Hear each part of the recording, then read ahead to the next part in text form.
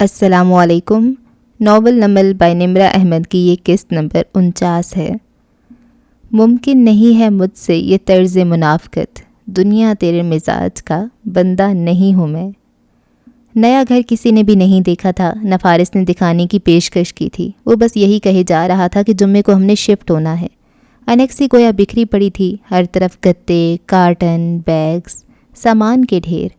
ندرت، حنین، حسینہ، زمر سب کاموں میں لگے تھے۔ حنین نے پیکنگ سے پہلے اپنے دوست گوگل بھائی جان سے چپکے سے بات کر لی تھی اور اب بڑے ہی سیانے انداز میں لاؤنج کے فرش پہ بیٹھی گتے کے کارٹن کو ڈکٹ ٹیپ سے بند کرتی کہہ رہی تھی، حسینہ نازک کراکری کو بیڈ شیٹس میں لپیٹ کر کارٹن میں رکھو، کپس کو صاف جرابوں میں لپیٹو، ایک تیر سے دو شکار، اور ایک جیسی چیزیں ایک ساتھ رکھو۔ ہر کارٹن کے اوپر اس کا ٹیگ لگا ہونا چاہیے کہ اس میں کیا ہے۔ اور سنو، یہ ٹیگ ہم نے کارٹن کی اوپری طرف نہیں لگانے، سائڈ پر لگانے ہیں۔ وہ کیوں حنین باجی؟ کیونکہ جب شفٹنگ ہوتی ہے تو کارٹن ایک دوسرے کے اوپر رکھ کر ڈھیر لگا دیا جاتا ہے۔ اب ٹیگ پڑھنے کے لیے ہم کارٹن ہٹا ہٹا کر دیکھیں گے کیا؟ اس لیے سائڈ پہ ٹیگ لگا ہو تو ہم آسانی سے پڑھ لیں گے اور صرف وہی کارٹن نکالیں گے۔ اور حسینہ واقعی اس سے متاثر ہو رہی تھی۔ حنا کا خبرنامہ ابھی جاری تھا۔ ہر شخص اپنا ایک چھوٹا بیگ بنائے گا جس میں اس کا ٹوتھ برش، تولیہ، ایک جوڑا وغیرہ ہوں گے۔ وہاں جا کر اتنے تھکے ہوں گے ہم کہ کہاں پورا سامان کھول کر چیزیں ڈھونڈیں گے۔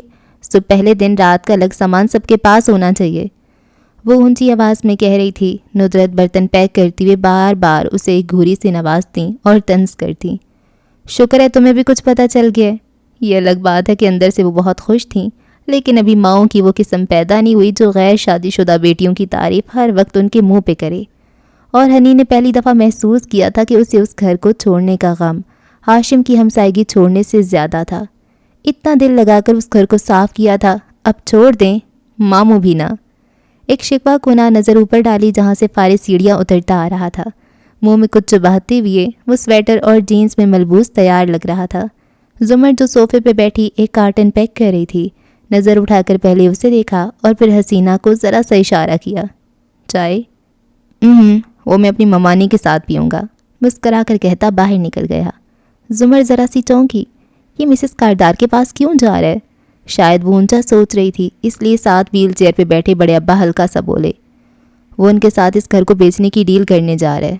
زمر اور خود حنا بھی بے اختیار مڑ کر انہیں دیکھنے لگی۔ آپ کو کیسے پتا؟ تمہارے خیال میں وہ اور کس کو گھر بیچے گا، اور وہ مسز کاردار کے ساتھ صبح کی چائے کیوں پیے گا؟ ان کے انداز میں خفگی تھی۔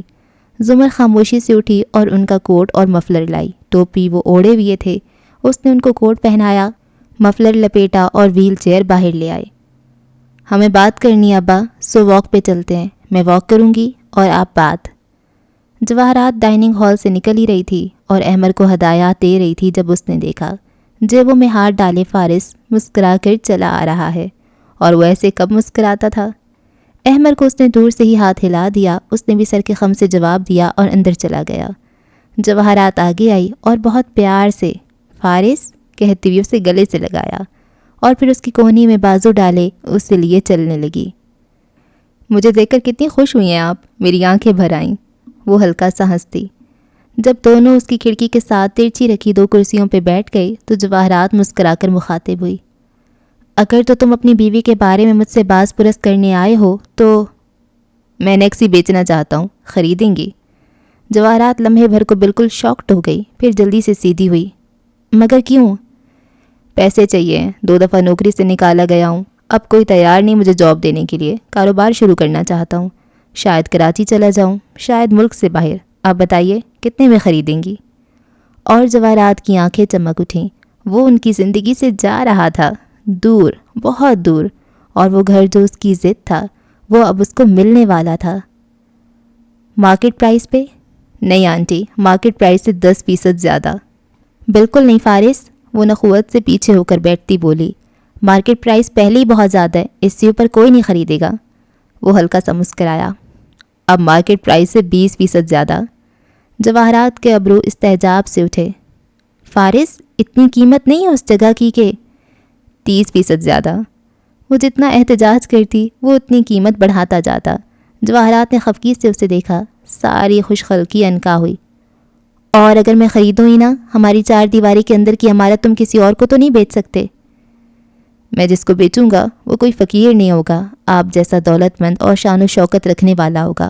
آپ کا کوئی دشمن بھی ہو سکتا ہے، اور دشمنوں کو جائیداد کے تنازعات شروع کرنے میں بہت مزہ آتا ہے۔ وہ مجھ سے دگنی قیمت پہ خریدنے کو تیار ہو جائیں گے، سو مارکیٹ پرائس سے 30% زیادہ۔ مسز کاردار، اس کا انداز حتمی تھا۔ وہ چند لمحے چپ بیٹھی اسے گھورتی رہی۔ یہ گھر تو وہ دگنی قیمت پہ بھی خریدنے کو تیار تھی، سو ہاتھ مسافے کے لیے بڑھایا۔ 25% زیادہ، اور یہ فائنل بات ہے، اب بڑھا کر مجھے غصہ مت دلانا۔ کانٹریکٹ بنوائیں اور مجھے دیں، اور آج رات تک میرے اکاؤنٹ میں ساری رقم ٹرانسفر کروا دیں۔ یہ گھر آپ کا ہے اب۔ ہاتھ ملائے بغیر ووٹ کھڑا ہوا اور دروازے کی طرف بڑھ گیا۔ نہ اس نے چائے مانگی، نہ جواہرات نے پلائی۔ دور دھندلکے میں فارس نے دیکھا کہ زمر ابا کی ویل چیئر دھکیلتی جاتی دکھائی دے رہی تھی۔ وہ یہاں سے ان کی گفتگو نہیں سن سکتا تھا، لیکن اگر تم دھند کو چیرتے ہوئے ان تک پہنچو تو دیکھ سکتے ہو کہ زمر کے ویل چیئر پکڑے ہاتھ جم رہے تھے۔ ناک بھی گلابی پڑ رہی تھی، ٹوپی سے نکل کر کندھوں پہ گرے گھنگریالے بال ہوا میں اڑ رہے تھے۔ واک کا آئیڈیا بہت برا تھا ابا، میں برف ہو رہی ہوں۔ تم عرصہ پہلے برف ہو گئی تھی، شاید تمہیں خود بھی اندازہ نہیں ہے۔ وہ خفا تھے۔ وہ دونوں ہاتھ رگڑتی ان کے سامنے آ بیٹھی، پنجوں کے بل وہیں گھاس پہ۔ دھند میں ڈوبے اونچے درخت ارد گرد خاموشی سے اس کو دیکھ رہے تھے۔ اس کی بھوری آنکھوں میں خفگی مگر تکان تھی۔ مجھے پتہ ہے وہ بے گناہ ہے، یہ بھی کہ وہ اچھا ہے، اور یہ بھی کہ میرا خیال رکھے گا، لیکن میں اس کو ڈیزرو نہیں کرتی۔ میرے پاس اس کو دینے کے لیے کچھ بھی نہیں ہے۔ میں اس کے لیے برف کی بن جاتی ہوں، اور میں پگھلنا نہیں چاہتی۔ تو کیا تم اس کو بھی برف کا بنانا چاہتی ہو؟ اور اس فکرے پہ تو وہ اس ٹھنڈ میں بھی اندر تک جل گئی۔ ابا، شکایت سی ابھری بھوری آنکھوں میں، تم شادی کے لیے بھی ایسی ہو گئی تھی۔ تم ہر وقت جمع تفریق کرتی رہتی ہو، خود سے باتیں فرض کر کے ان کو ذہن میں بڑھا چڑھا دیتی ہو، لیکن سچی محبت سے کیے گئے کام جمے ہوئے دل کو پگھلا دیتے ہیں، اور کچھ لوگ اس قابل ہوتے ہیں کہ ان کے لیے پگھلا جائے۔ حنین کو اب بھی امید تھی کہ اس فلیش میں رکھی فروزن سے شاید ہاشم کی فائلز نکل آئیں، سو جس وقت وہ پیکنگ نہ کر رہی ہوتی، اونچی آواز میں اولف کے ساتھ گنگنا ہی رہی ہوتی۔ ابا بھی سارا دن وہی سنتے تھے، اس لیے بگڑتے جا رہے تھے۔ مگر کیسے پگھلوں میں؟ اس نے ہار مان لی تھی۔ نگاہیں دور انیکسی کی طرف جاتے فارس پہ جمی تھیں، جو دھند میں دھندلا نظر آ رہا تھا۔ یہ فریزر کیسے پگھلایا جاتا ہے؟ کیسے؟ اس کی پرانی زندگی سے سارا رابطہ منقطع کر دیا جاتا ہے، تاکہ اس کو ماضی کی توانائی، پرانی یادیں کچھ بھی نہ مل سکے، اور پھر اس کا دروازہ کھول دیا جاتا ہے۔ محبت کھلا دروازہ ہوتی ہے زمر، تازہ ہوا کو آنے دو، دروازہ کھول دو۔ اس نے یہ اور یہ کیا، میں نے یہ کیا، یہ سب کچھ بھول کر چند لمحوں کے لیے، پھر ساری برف خود بخود پگھل جائے گی۔ وہ سنتی رہی، پھر تکان سے مسکرائی اور اٹھ کھڑی ہوئی۔ ابا کی بات مکمل ہوئی اور اس کی واک۔ واپسی کا سفر خاموشی سے کٹا۔ ابا نے پھر کچھ نہیں کہا۔ وہ کہہ کر چھوڑ دیا کرتے تھے، پیچھے پڑ جانا اور بار بار دہرانا اولاد کو ڈھیٹ بناتا ہے، اور ابا ایسا نہیں چاہتے تھے۔ ایک ضرب اور بھی ہے زندگی تیشہ بدست، سانس دینے کی سکت اب بھی میری جان میں ہے۔ اگلی صبح فارس غازی نے کاردار اینڈ سنز کے ہیڈ آفس میں ہاشم اور جواہرات کی موجودگی میں سائن کیے۔ اٹھ کر ان سے باری باری ہاتھ ملایا اور چند مصنوعی مبارکبادیں اور نیک تمنائیں سن کر وہ وہاں سے چلا آیا۔ اس کے جانے کے بعد جواہرات نے ہاشم کو دیکھا۔ وہ کراچی جانے کی بات کر رہا تھا، کیا واقعی وہ ہماری زندگیوں سے چلا جائے گا ہاشم؟ اب موو آن کرنے کا وقت ہے ممی، ماضی کو ماضی میں چھوڑ کر نئی زندگی شروع کرنے کا وقت ہے۔ اس کو اس کی زندگی شروع کرنے دیں۔ جیل نے اسے سارے سبق سکھا دیے ہیں، اب وہ انتقام اور انصاف کے چکروں سے دور رہے گا۔ وہ کافی مطمئن لگ رہا تھا۔ میز پہ انیکسی کی چابی رکھی تھی، جو گڈ ول جیسچر کے طور پہ فارس ادھر چھوڑ آیا تھا۔ یہ انیکسی ان کی ضد تھی، اور وہ اورنگزیب کاردار کی وجہ سے اتنے سال خاموش رہے تھے، پھر برے بھی نہیں بننا چاہتے تھے، اور اب وہ ان کی جھولی میں آ گری تھی۔ کیا شاندار آغاز تھا نئی زندگی کا۔ پراہرا پہ جانے کی تیاری کریں ممی، وہ سکون سے بولا تھا۔ شیرو اور سعدی کے معاملے ذہن سے ہٹا کر وہ پراہرا انجوائے کرنا چاہتا تھا۔ سری لنکا میں 3 بڑے پراہرا ہوتے تھے، تینوں پویا یعنی ماہ کامل کی راتوں کو ہوتے تھے۔ پہلا جنوری میں ہوتا تھا، دوسرا فروری اور تیسرا جولائی میں۔ پجاری اور ہاتھیوں کا لشکر مندر سے شروع ہوتا اور شہر کی مختلف گلیوں کا چکر کاٹ کر اپنی منزل تک پہنچتا تھا۔ پورا شہر اور پوری دنیا سے لوگ آ کر فٹ پاتھ پہ گھنٹوں کھڑے ہو کر پریڈ کی ان کی گلی تک پہنچنے کا انتظار کرتے تھے اور پھر اس کو گزرتے دیکھتے تھے۔ کاردارز کولمبو کا ایک پرہرا ہمیشہ دیکھنے جاتے تھے۔ شہرین پہلے ساتھ جاتی تھی لیکن اب ہاشم اس کو نہیں لے کر جا رہا تھا۔ شیرو سے اس نے پوچھا تک نہیں، سونی کی جان تھی ان ہاتھیوں میں، وہ اس کو لے جا رہا تھا جواہرات کے ساتھ، اور وہ مطمئن تھا۔ ماہ کامل کی رات سے 2 روز پہلے گارڈ سعدی اور خاور کو ان کے کمروں سے نکال کر لائے اور ایک تیسرے کمرے کے دھاتی دروازے کھولے جو صرف بجلی سے کھلتے تھے اور ان کو اندر دھکیلا۔ وہ اس کمپاؤنڈ کا میکسیکم سیکیورٹی روم تھا۔ اندر 2 لوہے کے پلنگ رکھے تھے۔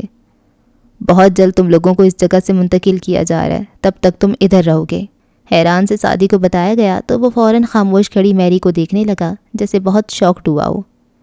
تم نے بتا دیا ان کو؟ میری نے نگاہیں جھکا دیں۔ خاور نے غصے سے سعدی کو دیکھا۔ تم نے اسے کیوں بتایا؟ میں سمجھا وہ بھی جانا چاہے گی۔ میری تم ایسا کیسے کر سکتی ہو؟ وہ بے حد ہرٹ لگتا تھا۔ میری خاموشی سے باہر نکل گئی۔ اس نے اپنے کان گویا لپیٹ لیے تھے۔ جب دروازہ کفل در کفل بند ہوتے گئے اور وہ دونوں تنہا رہ گئے تو سعدی اس کی طرف گھوما۔ تم یقین ہے ہماری باتیں ریکارڈ نہیں ہو رہی؟ کوئی بھی اپنی ذاتی جیل میں کیمرے، ریکارڈر یا سرویلنس نہیں لگاتا سعدی۔ آپ کو کیا معلوم DVR پہ بیٹھا گارڈ بک جائے اور وہ ویڈیوز جو آپ کے خلاف ڈیتھ وارنٹ ہے جا کر پولیس کو دے دے۔ پھر بھی مجھے چیک کرنے دو۔ خاور کام پہ لگ گیا۔ دیواروں کو چھو کر ٹٹول کر محسوس کیا، کونے چیک کیے، پھر پلنگ کھینچ کر چڑھا اور چھت کا معائنہ کرنے لگا۔ سمیری NGO نے وہی کیا جو میں نے کہا تھا۔ سعدی گہری سانس لے کر اپنے بیڈ کے کنارے بیٹھا۔ تمہیں اتنا یقین کیسے تھا کہ میری ان کو بتا دے گی؟ وہ میرے لیے ہمدردی رکھتی ہے مگر اسے اپنی جاب واپس چاہیے تھی، اس لیے میں نے اس کو یہ موقع دیا تاکہ اس کی نوکری اسے واپس مل جائے اور ہمارے بھاگنے کے خوف سے ہمیں وہ اس میکسیکم سیکیورٹی سیل میں شفٹ کر دیں۔ کہہ کر وہ چھت کو دیکھنے لگا۔ میری کو ان دونوں نے کیسے استعمال کیا تھا میری کو کچھ علم نہ تھا۔ سو یہ وہ سیل ہے جہاں ہارون عبید نے اپنی بیوی کو رکھا تھا اور اس کو یہاں سے نکالنے کے لیے تم نے راستہ بنایا تھا۔ ویسے کیا تم اسے نکالنے میں کامیاب ہو گئے تھے؟ کیا بنا تھا اس کا؟ تم میرے بیسٹ فرینڈ نہیں ہو، ایسے سوال مت پوچھو۔ آج رات سے ہم کام شروع کریں گے۔ اب وہ دبی آواز میں کہتا اس کو اس کے حصے کا کام سمجھا رہا تھا، اور سعدی یوسف جانتا تھا کہ یہاں سے نکل کر بھی وہ خاور مظاہر حیات کا قیدی ہوگا۔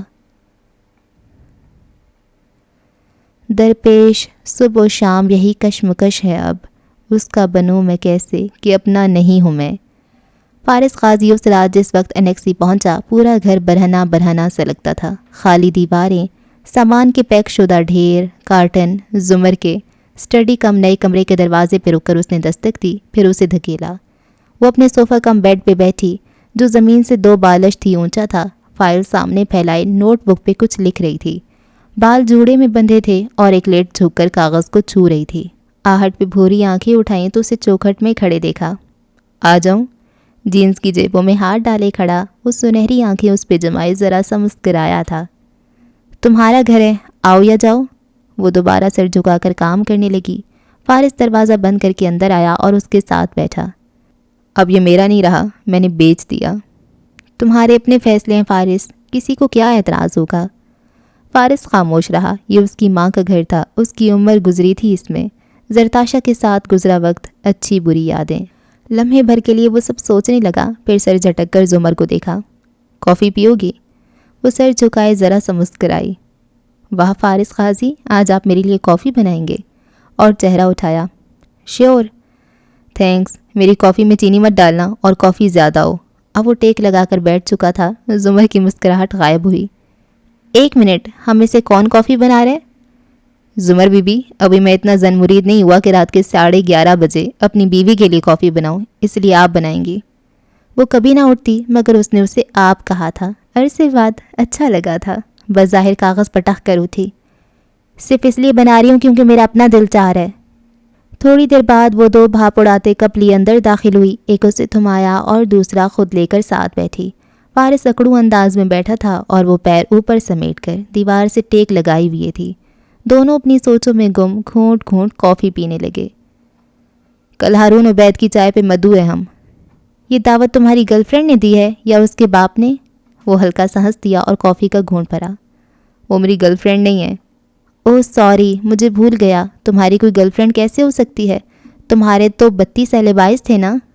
استغفر اللہ، اس نے خفگی سے اسے دیکھا۔ میں صرف کافی پینے گیا تھا، صرف اہل بائے بنانے، فوٹیج نکالی، پکچرز لیں اور آ گیا۔ ایسی جگہوں پہ نہیں جاتا میں۔ مجھے کیا معلوم، رات گئے تک گھر سے باہر ہوتے ہو، کہاں جاتے ہو، کیا کرتے ہو؟ شانے اچکا کر وہ گھونٹ گھونٹ کافی پینے لگی۔ وہ مسکرا کے رہ گیا۔ نارمل کپلز ایسی باتیں پوچھتے ہیں، ہم نارمل نہیں ہیں۔ سعدی کی غیر موجودگی میں ہم میں سے کسی کی زندگی نارمل نہیں ہو سکے گی فارس۔ اس نے کپ پرے رکھا اور سنجیدگی سے اس کی طرف مڑی۔ ہم اسے کیسے ڈھونڈیں گے اب؟ مجھے تو کوئی راستہ نظر نہیں آتا۔ میں ڈھونڈ رہا ہوں، وہ مل جائے گا، اس نے تسلی دی، اور زمر نے اس پر اعتبار کر لیا۔ وہ کرنا بھی چاہتی تھی۔ پچھلے چند ماہ فارس کو جیل سے نکالنا اس کے لیے سروائیول کا مسئلہ بن چکا تھا، اور سعدی کی تلاش پس منظر میں چلی گئی تھی۔ کوئی اور چارہ بھی تو نہ تھا، مگر فارس کو رہا ہوئے 3 دن بیت چکے تھے، اور 3 دن سے وہ یہی سوچ رہی تھی، کیا کرے، کیسے کرے۔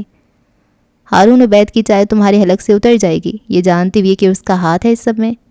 وہ کئی دفعہ یہ بات اس سے کہہ چکی تھی، اور فارس کبھی اس پہ تبصرہ نہیں کرتا تھا۔ ہاشم کا نام وہ نہیں لیتی تھی، وہ اسے گولی ہی نہ مار آئی۔ میرے حلق سے بہت کچھ اتر جاتا ہے۔ کپ اٹھائے وہ کھڑا ہو گیا۔ کل ہم موو کر جائیں گے، مجھے پتہ ہے تم تھکی ہوئی ہوگی، مگر چائے پہ جانا ضروری ہے، تیار رہنا۔ زمر نے صرف سر ہلا دیا۔ وہ اب سوچ میں گم گھونٹ بھرتا باہر جا رہا تھا۔ میرے شوق کی یہیں لاج رکھ دو، وہ جو دور ہے بہت دور ہے۔ وہ ایک ساکن سی شام تھی، سردی گویا کلفی جماتی تھی اور ہڈیوں کے اندر تک درد کر دیتی تھی۔ آسمان پہ پورا چاند چمک رہا تھا، ماہ کامل، پویا، بدر۔ چینی پورے چاند کو فیملی ری یونین کی علامت سمجھتے ہیں۔ ماہ کامل کی رات چینی خاندان کے دور مقیم بیٹے بیٹیاں لوٹ کر اپنے گھروں کو آتے ہیں۔ ان کا کہنا ہے کہ گاؤں کے خاندانی گھر کے آسمان کا چاند زیادہ چمکیلا ہوتا ہے۔ ساری دنیا کہتی ہے کہ جوڑے آسمانوں پہ بنتے ہیں، مگر چینی کہتے ہیں کہ جوڑے بنتے آسمانوں پہ ہیں، مگر ان کی تیاری چاند پہ ہوتی ہے۔ ان کی لوک کہانیوں میں آتا ہے کہ چاند پہ چانگی نام کی پری اپنے لکڑہارے کے ساتھ رہتی ہے، اور اس نے آب حیات پی رکھا ہے۔ بدھسٹ لوگ ماہ کامل کو مبارک جانتے ہیں، کیونکہ بدھا کی زندگی میں سارے اہم واقعات ماہ کامل کی رات کو پیش آئے تھے۔ وہ اس رات کو انسان کی روحانی اور مذہبی زندگی کے لیے اہم سمجھتے ہیں۔ ان کا عقیدہ ہے کہ اس رات انسان اپنے دین کی طرف پلٹتا ہے۔ ہندوؤں کا ماننا ہے کہ چاند پانی کو چونکہ کنٹرول کرتا ہے، اس لیے ساری دنیا کو کنٹرول کرتا ہے، اور وہ اس کا تعلق مقدس کائے سے جوڑتے ہیں۔ چند ادیان اس بات پہ بھی ایمان رکھتے ہیں کہ ماہ کامل کی رات عہد لینے یا وعدے کرنے کے لیے اچھی نہیں ہے۔ طبی ماہرین کہتے ہیں کہ چاند انسانی جسم کے اندرونی پانی پہ بھی ایسی اثر انداز ہوتا ہے جیسا کہ سمندر کی لہروں پہ۔ دماغی امراض یا دمے اور جلد کی بیماریوں میں مبتلا لوگوں کی حالت اس رات زیادہ خراب ہو جاتی ہے۔ جیل میں ہونے والی ایک تحقیق یہ بھی کہتی ہے کہ پورے چاند کی رات اگر کسی کا خون بہے تو وہ عام دنوں سے زیادہ بہتا ہے۔ فرشتے کہتے ہیں کہ چاند کی چند مخصوص تاریخیں کپنگ کے لیے زیادہ شفا بخش ہیں، اور قدیم داستانیں یہ کہتی ہیں کہ اس رات کچھ انسان بھیڑیے بن جاتے ہیں اور صبح ہوتے ہی ٹھیک ہو جاتے ہیں۔ امریکی کہتے ہیں کہ انہوں نے چاند پہ قدم رکھا تھا، اور دنیا میں بہت سی کانسپریسی تھیورسٹ اس بات کو ایک ڈرامے کے سوا کچھ نہیں مانتے، اور وہ ٹھوس دلائل سے ثابت کرتے ہیں کہ آج تک کسی انسان نے چاند پہ قدم نہیں رکھا۔ نیل آرمسٹرانگ کی موت کے ساتھ ہی یہ راز کہ انسان نے چاند تسخیر کیا تھا یا نہیں بھی دفن ہو گیا ہے، اور دنیا کے سب سے عظیم انسان ہمارے نبی محمد صلی اللہ علیہ وآلہ وسلم نے وَمِن شَرِّ غاسق اذا وقب کی تشریح میں فرمایا ہے کہ غاسق چاند ہے، اور ہر قرآن پڑھنے والا اس آیت کو پڑھ کر چاند کے شر سے پناہ مانگتا ہے، اور دنیا والوں سے بے نیاز۔ وہ چاندی کا تھال اس رات سرد سے آسمان پہ چمک رہا تھا، پورا، مکمل، پویا۔ فارس غازی کا خاندان ایک پوش علاقے کے اس بنگلے میں آ بسا تھا۔ بنگلہ سبز بیلوں سے ڈھکا تھا اور کافی خوبصورت تھا، انیکسی سے کئی گنا کم قیمت، مگر اس سے کہیں زیادہ کھلا اور بڑا۔ ہر کسی کو اس کا اپنا کمرہ ملے گا۔ سیم اس بات پہ خوش تھا، اور اب ندرت حسینہ اور صداقت کے ساتھ مل کر سامان رکھوا رہا تھا۔ سب تھک بھی گئے تھے، اور اس وقت وہ حال تھا کہ ندرت کچھ مانگتی تو ہنا اور سیم ایک دوسرے کو اشارہ کرتے، تم قریب ہو، تم اٹھاؤ گے۔ اور یہ تو بہن بھائیوں کا پرانا اصول ہے کہ قریب والا ہی کام کرے گا، سو زیادہ شامت سیم کی آ رہی تھی۔ گھر کسی حد تک سیٹ ہو چکا تھا۔ زمر اور فارس چائے پہ جا چکے تھے۔ حنین اب صرف خالی خالی سی تھی۔ کثر کو گردن اونچی کر کے دیکھنے کی اتنی عادت ہو گئی تھی کہ اب گردن اور دل دونوں درد کرنے لگے تھے۔ اتنے دن سے نماز نہیں پڑھ رہی تھی، نہ ادا نہ قضا۔ دل ویران تھا۔ سومے کی ڈانٹ ڈپٹ کو انسنی کر کے وہ اپنی ٹیچر کے پاس چلی آئی تھی۔ ان کا گھر چند منٹ کی واک پہ تھا۔ یاد رہے کہ وہ اپنے پرانے علاقے میں ریسٹورانٹ کے قریب ہی آ بسے تھے۔ اب ان کے ڈرائنگ روم میں ان کے سامنے سر جھکائے بیٹھے وہ ایک دفعہ پھر اپنی کمزوریوں کا اقرار کر رہی تھی۔ نماز کی عادت نہیں بنتی، وہ کیا کرے؟ وہ اینک اتار کر اسے دیکھ کر پوچھنے لگیں، ظہر اور مغرب تو سب پڑھ ہی لیتے ہیں، لیکن عصر کس کی قضا ہوتی ہے؟ اور فجر اور عشاء کون چھوڑ دیتا ہے؟ کیا آتا ہے حدیث میں؟ منافق، وہ جھٹ بولی۔ اور منافق کون ہوتا ہے؟ کافر، مشرک، ہندو، یہودی؟ حنین نے نفی میں سر ہلایا۔ منافق کلمہ گو مسلمان ہوتا ہے جو ایمان نہیں لاتا، صرف اسلام لاتا ہے۔ حنین کا سر جھک گیا، کونے میں جلتے ہیٹر کی حدت سے چہرہ دہکنے لگا۔ چوری کرنے والا منافق نہیں ہوتا، حتیٰ کہ بدکار بھی منافق نہیں ہوتا، پھر منافق کون ہوتا ہے بھلا؟ جو بات کرے تو جھوٹ بولے، امانت رکھے تو اس میں خیانت کرے، لڑے تو گالی دے، وعدہ کرے تو اس کے خلاف کرے۔ جھوٹا، خائن، وعدہ خلاف اور بد زبان۔ ٹیچر نے انگلیوں پہ گنوایا۔ یہ چاروں یا ان میں سے ایک چیز بھی کسی میں ہو تو وہ منافق ہوتا ہے۔ جھوٹ زبان سے بولا جاتا ہے، گالی زبان سے دی جاتی ہے، وعدہ زبان سے کیا جاتا ہے، امانت کی ذمہ داری زبان سے لی جاتی ہے۔ حنین نے اس بات میں سر ہلایا۔ تو کیا چیز منافق کو نماز سے دور کرتی ہے؟ اس کی زبان۔ وہ چونکی۔ جھوٹ، خیانت، بد زبانی، غلط الفاظ بولنا، بات سے پھر جانا، ہیلے بہانے کرنا، غیبت کرنا کہ مسلمان کی عزت بھی ہماری اوپر امانت ہوتی ہے۔ سارے گناہ انسان کو دوغلا بنا دیتے ہیں، گندا کر دیتے ہیں۔ ان سے دور رہو گی تو نماز کے قریب آؤ گی۔ اب یہ مت کہنا کہ فلاں تو اتنا جھوٹا اور بد زبان ہے مگر فجر پڑھتا ہے۔ ہمیں کچھ نہیں پتہ کون کیسی نماز پڑھتا ہے، نہ کسی کو یوں جج کرنا چاہیے، صرف اپنا معاملہ دیکھو۔ حنین کے اندر باہر کچھ ہل کر رہ گیا تھا مگر وہ بولے جا رہی تھیں۔ یہ تو ہو گیا کہ نماز سے کیا رکتا ہے، اب بتاؤ نماز خود کیا ہے؟ پچھلی دفعہ کا سوال دہرایا، وہ اب بھی چپ رہی۔ یوں کرو، انہوں نے کلائی پہ بندھی گھڑی دیکھی، وضو کر کے آؤ اور میرے سامنے ایک رکعت نماز پڑھو۔ نہیں، یہ اصلی والی نماز نہیں ہوگی، ابھی عصر کا وقت بھی داخل نہیں ہوا۔ یہ کوئی اسکالرلی ایڈوائس بھی نہیں ہے، نہ اس مشق کا تعلق دین سے ہے، یہ تو صرف ایک ریہرسل ہوگی۔ جیسے اصل چیز سے ہم پہلے ریہرسل کرتے ہیں نا، اسی طرح۔ جاؤ۔ باتھ روم کی طرف اشارہ کیا، وہ متذبذب سی اٹھ گئی۔ کچھ دیر بعد وہ جائے نماز بچھائی کھڑی تھی، ٹیچر کا صوفہ اس کی پشت پہ تھا اور یہاں سے اس کو ان کی آواز صاف سنائی دے رہی تھی۔ دوپٹہ لپیٹ کر اس نے مدھم آواز میں تکبیر تحریمہ کے لیے ہاتھ بلند کیے۔ اللہ اکبر کہہ کر اس نے ہاتھ باندھے۔ وہ ابھی تک ہیجان میں تھی۔ پیچھے سے ٹیچر کہنے لگی تھیں، نماز کے لیے کھڑے ہوتے وقت تم اعتراف کرتی ہو کہ اللہ سب سے بڑا ہے، تمہاری ہر مصروفیت، ہر ضروری کام سے بڑا ہے۔ جب اس کی اذان آ گئی تو تم چھوٹی ہو گئی اور اس کی بڑائی تسلیم کر کے مصلی پہ آ کھڑی ہوئی۔ وہ خاموش ہوئی تو ان کی طرف پشت کیے کھڑی حنین سینے پہ ہاتھ باندھے مدھم آواز میں پڑھنے لگی، سبحانک اللہم، اے اللہ پاک ہیں آپ اپنی تعریف کے ساتھ، اور بابرکت ہے آپ کا نام، اور بہت بلند ہے آپ کی شان، اور آپ کے علاوہ کوئی دوسرا معبود نہیں ہے۔ جب نماز کی پکار آتی ہے تو تم کسی نہ کسی کام، کسی مسئلے میں الجھی ہوتی ہو، مگر تم سب چھوڑ کر اللہ کے سامنے آتی ہو اور اس کو کہتی ہو کہ آپ پاک ہیں ہر عیب سے، انسانوں کی طرح نہیں جو دھوکہ دیتے ہیں، دکھ دیتے ہیں۔ کوئی اللہ آپ کے لیول کو نہیں پہنچ سکتا۔ میرے لیے سب سے بڑا نام آپ ہی کا ہے۔ میں آپ کے علاوہ کسی کے سامنے نہیں جھکوں گی، نہ کسی انسان کے سامنے، نہ حالات کے۔ حنین خاموشی سے سن رہی تھی، نچلا لب مسلسل کاٹتے ہوئے۔ وہ چپ ہوئی تو وہ اعوذ باللہ اور بسم اللہ پڑھ کر الفاتحہ پڑھنے لگی۔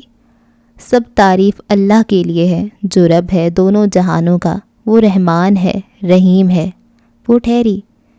کبھی الفاتحہ پہ غور کرو، یہ قرآن کا دروازہ ہے، اس سے گزر کر ہی قرآن ملتا ہے۔ اس میں تم اللہ کا شکر ادا کرتی ہو کہ اللہ آپ ہی دونوں جہانوں کے خالق، مالک اور مدبر ہیں۔ آپ رحمان ہیں ساری کائنات کے لیے، چاہے کوئی مومن ہو یا کافر، انسان ہو یا چرند پرند۔ اور آپ رحیم ہیں مومنوں کے لیے، رحیم یعنی بار بار رحم کرنے والا۔ آپ بار بار ہمارے گناہ معاف کر کے ہمیں ایک اور موقع دینے والے ہیں۔ وہ مالک ہے جزا کے دن کا۔ الفاظ اس کے لبوں میں پھڑ پھڑائے۔ وہ سر جھکائے ہاتھ باندھے کھڑی تھی۔ جزا کا، بدلے کا دن۔ یہ آیت پڑھتے ہوئے اپنے سارے گناہوں کو سوچا کرو جن کا بدلہ ایک دن تمہارے سامنے لایا جا سکتا ہے۔ ایاک نعبد و ایاک نستعین۔ وہ سر جھکائے ہاتھ باندھے بہت آہستہ سے پڑھ رہی تھی۔ اب تم کہہ رہی ہو کہ ہم آپ ہی کی عبادت کرتے ہیں اور آپ ہی سے مدد مانگتے ہیں، تمہیں ہر نماز کی ہر رکعت میں یہ آیت پڑھنی ہوتی ہے، کیونکہ بیٹا 2 نمازوں کے درمیان بہت سے معاملات آتے ہیں، مسئلے، پریشانیاں، چیلنجز۔ اللہ چاہتا ہے تم ہر نماز میں کھڑی ہو کر اس سے کہو کہ تمہیں اسی کی مدد چاہیے۔ جب بار بار کہو گی تو پھر کیا وہ مدد نہیں کرے گا؟ حنا نے لمحے بھر کے لیے آنکھیں زور سے میچیں، دل پہ کوئی آنسو زور سے گرا تھا۔ دکھائیے ہم کو سیدھا راستہ، ان لوگوں کا راستہ انعام کیا ہے جن پہ آپ نے، نہ کہ ان کا راستہ جن پہ آپ نے غضب کیا، اور نہ ان کا جو گمراہ ہے۔ آمین۔ ہر 2 نمازوں کے درمیان تم نے بہت سے فیصلے کرنے ہوتے ہیں، چاہے وہ آج کیا پکانے کے متعلق ہیں یا کسی کے گھر جاتے ہوئے کپڑے کون سے پہننے ہیں۔ اب تم کہو گی کہ نماز کا اتنی چھوٹی چھوٹی باتوں سے کیا تعلق؟ مگر نہیں حنین، نماز کا ہماری ہر چھوٹی ہر بڑی بات سے تعلق ہوتا ہے۔ اس آیت کا پڑھنا تمہارے ہر فیصلے کو آسان کر دیتا ہے۔ وہ سورہ اخلاص پڑھ کر اب رکوع میں جھک گئی۔ سبحان ربی العظیم وہ 3 دفعہ دہرا رہی تھی۔ میرا عظیم رب بہت پاک ہے، یہ اعتراف اللہ کے سامنے کرنے کے لیے رکوع میں جھکنا کیوں ضروری ہے؟ مجھے نہیں پتہ نماز کی سمبولک اہمیت کیا ہے، مگر بس اتنا پتہ ہے حنین کہ رکوع میں انسان معلق ہوتا ہے، اس کا سر، اس کی انا اور غرور کا سر چشمہ، اس کی عزت کی علامت، اس کا سر وہ نہ زمین پہ ہے نہ اپنے کندھوں پہ کھڑا ہے، بلکہ زمین اور آسمان کے درمیان معلق ہے۔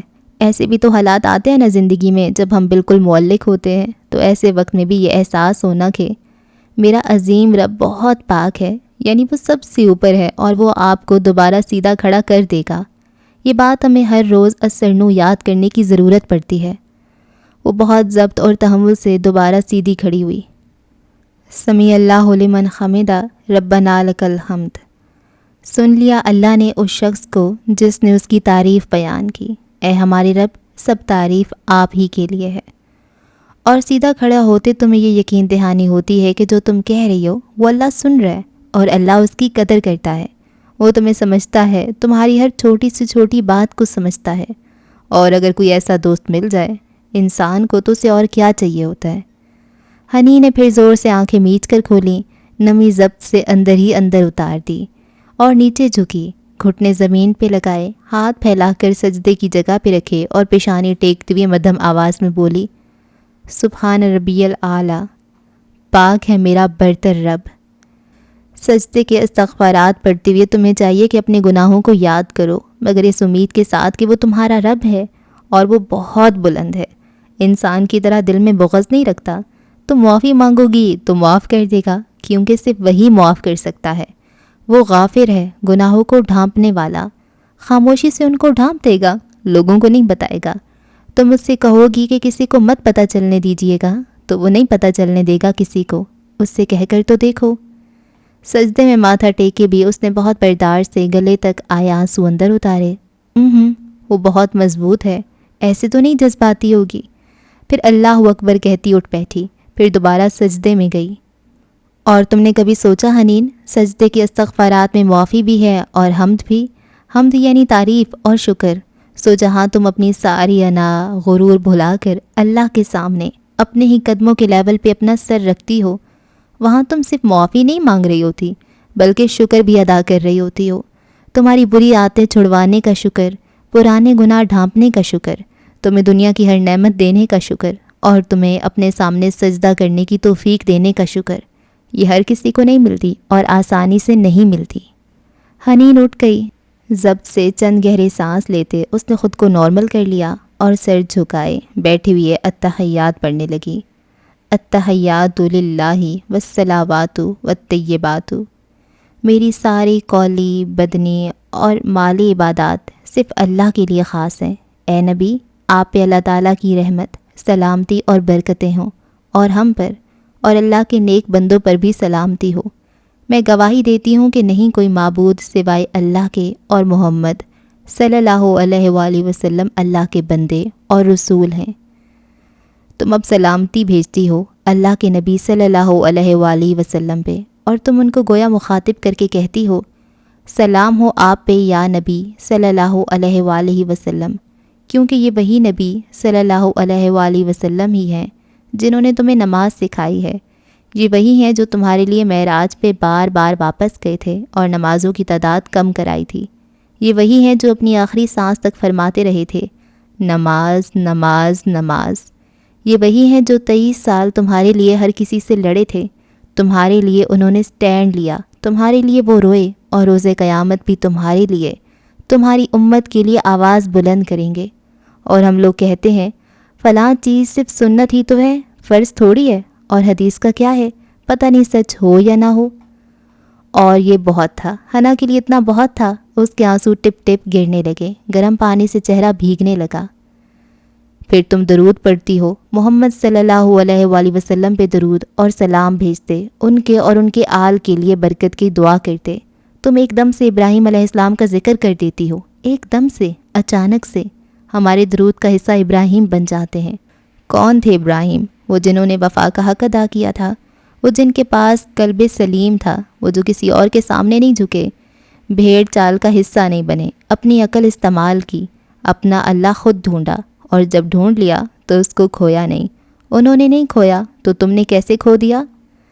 آنسو اسی طرح اس کی گالوں پہ بہہ رہے تھے، وہ زیر لب رب جعلنی پڑھ رہی تھی۔ اور اب تم دعا بھی ابراہیم علیہ السلام والی مانگ رہی ہو۔ اللہ کو ان کی دعائیں کتنی پسند تھیں کہ ان کو قرآن اور نماز میں محفوظ کر دیا۔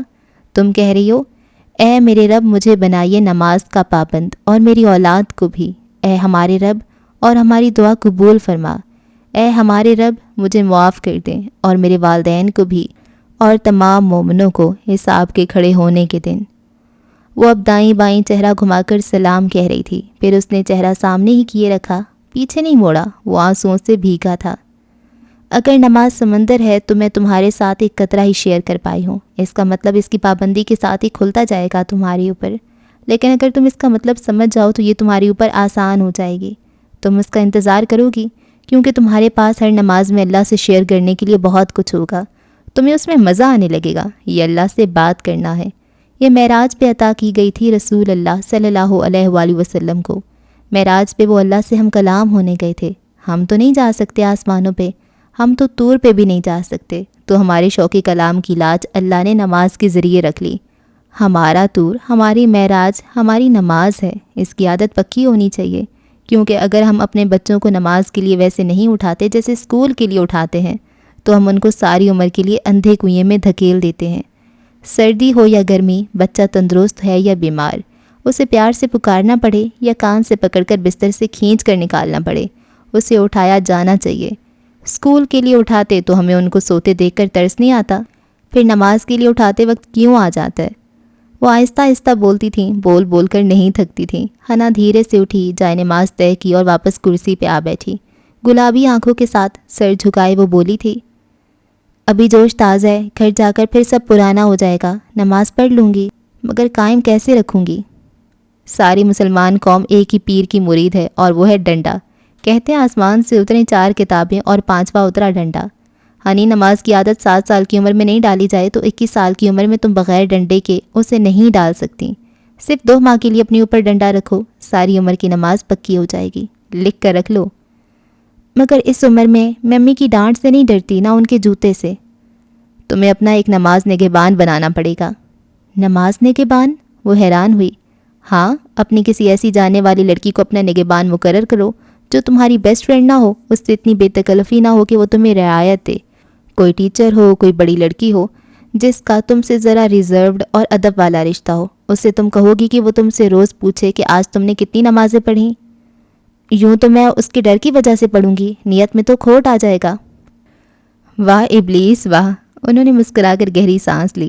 شیطان جب بائیں سے نہیں آ سکتا تو دائیں سے آتا ہے، یعنی جب وہ تمہیں کسی اچھے کام سے روکنے کے لیے بری چیزوں کی ترغیب نہیں دے سکتا، جیسے نماز سے روکنے کے لیے میوزک اور گانوں کی، تو وہ تمہیں اچھی چیز کے ذریعے خراب کرتا ہے، تمہاری اپنی نیت میں شک ڈلواتا ہے۔ کسی کے سامنے نماز پڑھ رہی ہو تو کہے گا تم تو ریاکاری کر رہی ہو، تمہاری نیت خراب ہے فلاں فلاں۔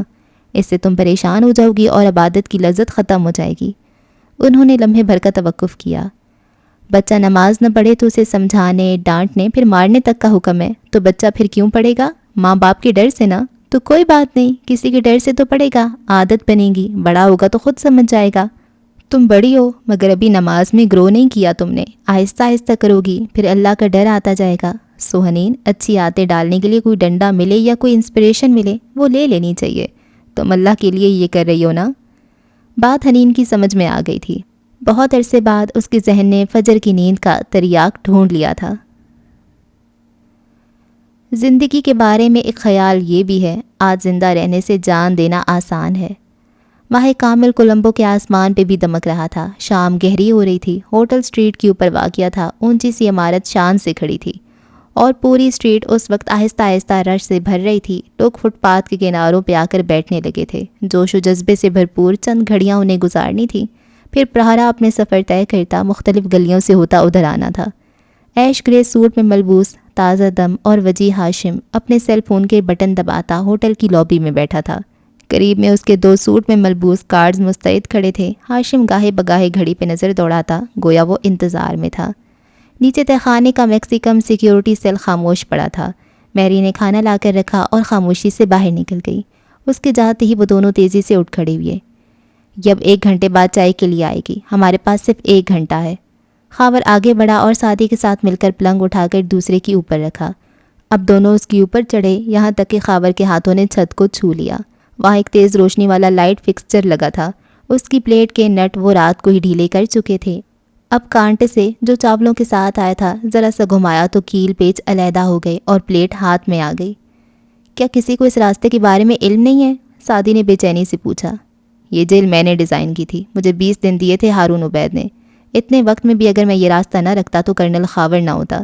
میں نے یہ ہاشم کے لیے کیا تھا کہ ہو سکتا ہے اسے مسز عبید کو نکلوانے میں کوئی فائدہ ہو۔ تم بھی شاہ سے زیادہ شاہ کے وفادار ہو، سعدی نے مسکرا کے سر جھٹکا۔ خاور نے گھور کر اسے دیکھا اور پھر پلیٹ ہٹائی۔ اوپر لوہے کی چادر تھی۔ اس نے انگلیوں سے ٹٹول کر کونے میں ایک جگہ کو دبایا۔ فوراً ہی لوہے کی چادر سلائیڈ کر کے ہٹتی گئی۔ آگے سیاہ خلا تھا۔ پہلے سعدی اوپر چڑھا اور پھر خاور۔ اندھیرے میں اس نے آنکھیں پھاڑ پھاڑ کر دیکھنا چاہا۔ وہ ایک ایلیویٹر شافٹ تھی جس میں کوئی لفٹ نہ تھی، مگر لفٹ کا پورا راستہ سا بنا تھا۔ اوپر عمارت کے اختتام تک ذرا ذرا فاصلے پہ ننھے ننھے بلب لگے تھے۔ ذرا دیر بعد آنکھیں اندھیرے میں دیکھنے کی عادی ہوئیں تو وہ راستہ صاف دکھائی دینے لگا۔ لوہے کے جنگلے، راڈز اور ڈنڈے، درمیان سے لفٹ جتنی جگہ بالکل خالی۔ سہج سہج کر اوپر چڑھنا تھا اور اگر راستے میں پیر پھسلے تو یہاں سے لاش بھی نہ ملتی۔ اوپر آ کر خاور نے لوہے کی چادر بند کر دی۔ اب وہ دونوں احتیاط سے ٹٹول ٹٹول کر اوپر چڑھنے لگے۔ تھوڑی دیر گزری تھی کہ باہر کچن میں بیٹھی میری نے بے اختیار ماتھے پہ ہاتھ مارا۔ گارڈ نے استفہامیہ نظروں سے اسے دیکھا۔ وہ کھانا کھانے سے پہلے مجھے چکھنے کا کہتا ہے، اگر نہ چکھا ہو تو گھنٹے بعد بھی کھانا یوں ہی رکھا ہوگا۔ ذرا میرے ساتھ آؤ، میں پہلے اس کا کھانا چکھ لوں۔ برے موڈ کے ساتھ کہتی وہ گارڈ کو لیے سعدی کے کمرے کی طرف چلی آئی۔ گارڈ نے کوٹ دبائے اور دروازہ کھولا۔ دروازہ کھلنے کی آواز اتنی تھی کہ اوپر اندھیرے میں چڑھتے سعدی اور خاور رک گئے۔ اب سعدی کو ٹھنڈے پسینے آ گئے۔ خاور بھی سن ہو گیا۔ نیچے میری جیسے ہی اندر داخل ہوئی وہ گویا گنگ ہو گئی۔ کمرہ خالی تھا، کوئی نہیں تھا یہاں۔ اگلے ہی لمحے گارڈ کا شور برپا ہوا۔ کرنل خاور، سعدی نے لوہے کی سیڑھی نما جنگلے پکڑے گہری سانس لے کر اوپر دیکھتے کہا، زندگی ہمیں دوبارہ یہ موقع نہیں دے گی، اس لیے تیز چڑھو۔ اور یہ تو سب جانتے ہیں کہ شدید خوف اور شدید پریشانی کے عالم میں بھی انسان سروائیو کر سکتا ہے اگر وہ خود ہار نہ مانے۔ ان دونوں کی رفتار میں برق روی آ گئی تھی۔ وہ تیز تیز اوپر چڑھ رہے تھے۔ نیچے گارڈز پاگلوں کی طرح کمرے کا ایک ایک کونا ٹٹول رہے تھے۔ تبھی کسی کی نظر اوپر ذرا سے ہلی ہوئی لائٹ فکسچر پہ پڑی۔ لفظ نشتر کی طرح دل میں اتر جاتے ہیں۔ خط محبت کبھی وہ لکھتا ہے تلوار کے ساتھ۔ اسلام آباد میں اس 6 سٹار ہوٹل کی زرد روشنیوں سے جگمگاتے شاہانہ طرز کے ڈائننگ ایریا میں ایک میز پہ وہ چاروں براجمان تھے اور بہر ادب سے اشیاء طعام پیش کر رہے تھے۔ وہ یوں بیٹھے تھے کہ میز کے ایک طرف آبی اور ہارون تھے اور دوسری جانب وہ دونوں۔ ہارون شلوار سوٹ کے اوپر کوٹ میں ملبوس مسکرا کر آبدار سے پوچھ رہے تھے کہ اس نے اپنے مہمانوں کے سامنے اپنے والد کی شکایتیں کی ہیں یا نہیں۔ آبی بھی مسکرا کر کہہ رہی تھی کہ ایسا کچھ نہیں ہے۔ اس نے سرخ سکارف کشمیری لڑکیوں کے انداز میں چہرے کے گرد لپیٹ کر پیچھے کو ڈال رکھا تھا۔ کانوں میں ایمرلڈ اور ڈائمنڈ ٹاپس دمک رہے تھے۔ نیچے سفید ملائم سا سویٹر تھا جس کی ہائی نیک کے اوپر زمرد کا نیکلس جگمگا رہا تھا۔ وہ خوش اور آسودہ لگ رہی تھی، بولنے کے ساتھ ساتھ مسلسل کھا رہی تھی۔ فارس ابھی تک خاموش تھا، چہرے پہ رسمی مسکراہٹ سجائے وہ گرے شرٹ پہ سیاہ کوٹ پہنے ہوئے تھا۔ کبھی کبھی وہ سنہری آنکھیں اٹھا کر ہارون کو دیکھ کر مسکرا کر ان کی بات کا جواب دے دیتا، پھر سر جھکا کر پلیٹ کی طرف مصروف ہو جاتا، گو کہ وہ زیادہ کھا نہیں رہا تھا۔ زمر آج دل سے تیار ہوئی تھی۔ آبی کے کورے سفید رنگ کے برعکس اس نے سلک کی سہ لمبی قمیص پہن رکھی تھی۔ گھنگریالے بھورے بال سامنے سے ذرا سا پیچھے کر کے پن لگا کر کھلے چھوڑ دیے تھے اور بھوری آنکھوں میں گہرا کاجل تھا۔ جب کوئی اسے مخاطب کرتا تو وہ آنکھیں ان پہ جما کر جواب دیتی اور پھر ادھر ادھر دیکھنے لگ جاتی۔ مصنوعی باتیں، مصنوعی روشنیاں۔ فارس غازی، آپ کتنا عرصہ جیل میں رہے ہیں؟ قرآن کا ٹکڑا کانٹے میں پھنساتے ہارون نے سرسری انداز میں سوال کیا۔ آبی ذرا غیر آرام دہ ہوئی مگر فارس نے مسکرا کر انہیں دیکھا۔ آپ سے 3 سال کم۔ ہارون کو اس کے جواب نے چونکایا بھی اور محظوظ بھی کیا، لقمہ چباتے ہوئے مسکرا دیے۔ میں نے 7.5 سال کی جیل کاٹی ہے، کل ملا کر 3 دفعہ جیل جا چکا ہوں، تم ابھی مجھ سے بہت پیچھے ہو۔ طرز تخاطب بدل دیا۔ آبدار نے آسودہ سی سانس لی۔ زمر خاموش نظر گاہے بگاہے فارس اور ہارون پہ ڈال لیتی تھی۔ آپ جہاں بھی رہے، آپ A کلاس قیدی تھے، میں C کلاس قیدی تھا، آپ میرا مقابلہ نہیں کر سکتے سر۔ آبی کے ابرو تعجب سے اکٹھے ہوئے۔ آپ تو انٹیلیجنس آفیسر تھے، پڑھے لکھے تھے، اچھے خاندان سے تھے، آپ کو تو عدالت کو A کلاس الاٹ کرنی چاہیے تھی۔ تعلیمی، خاندانی پس منظر اور جاب وغیرہ کی بنیاد پہ ہی قیدیوں کی کلاس کا تعین کرتی ہے نا عدالت۔ اور تائیدی نظروں سے زمر کی طرف دیکھا جس نے محض سر ہلا دیا۔ جب پتہ ہے تو مجھ سے کیوں پوچھ رہی ہے؟ عدالت نے میری کلاس B مقرر کی تھی مگر چونکہ میں ہارون عبید نہیں تھا اس لیے جیل کے اندر مجھے وارڈن کی مرضی کے بلاک میں پٹخا گیا تھا۔ وہ مدھم مسکراہٹ کے ساتھ ٹھہر ٹھہر کر بتا رہا تھا۔ اور اس دفعہ؟ ہارون نے تفتیش سے پوچھا۔ اس دفعہ میں اپنی مرضی سے C بلاک میں گیا تھا، اور مسکرا کر سر جھکائے کانٹے سے کھانے کا ٹکڑا توڑنے لگا۔ جیل کیسی ہوتی ہے؟ آبی اب نہیں کھا رہی تھی، کونیاں میز پہ رکھے آگے ہو کر بیٹھی پورے دھیان سے اس کی طرف متوجہ تھی۔ جیل؟ فارس نے رک کر سوچا، اس کے چہرے پہ تکلیف سی ابھری، پھر اس نے نگاہیں اٹھا کر آبدار کو دیکھا تو سنہری آنکھوں میں کرچیاں سی تھیں۔ جیل میں آپ اکیلے ہوتے ہیں، کوئی آپ کا دوست نہیں ہوتا، کوئی آپ کا خیال نہیں کرتا۔ اسے بہت کچھ یاد آیا۔ جب میں جیل میں گیا تو سب سے پہلے مجھے ایک کمرے میں جانا تھا کراتین سے ملنے۔ کراتین؟ آبی اور ہارون دونوں نے ناسمجھی سے اسے دیکھا۔ ہی مینز کوارنٹائن، زمر نے سنجیدگی سے وضاحت کی۔ وہ بالکل چپ سی ہو گئی تھی، یہ سب اس کے لیے بھی تکلیف دہ تھا۔ مگر پاکستان میں کوارنٹائن نہیں ہوتا، کراتین ہوتا ہے۔ جیل کی اپنی زبان ہوتی ہے، اپنے لہجے ہوتے ہیں۔ پھر آبی کے ہنوز الجھے چہرے کو دیکھ کر کہنے لگا، کراتین وہ شخص ہوتا ہے جو نئے قیدی، جس کو آپ امریکی فلموں میں نیو فش کہہ کر پکارتے سنتے ہوں گے، اس نئی مچھلی کو کراتین کے پاس سے گزرنا پڑتا ہے۔ وہ اس کو اس کی کلاس، اس کا بلاک، اس کی بیرک، اس کے ذمہ مشقت سب کچھ الاٹ کرتا ہے۔ کراتین جیل کا بادشاہ ہوتا ہے۔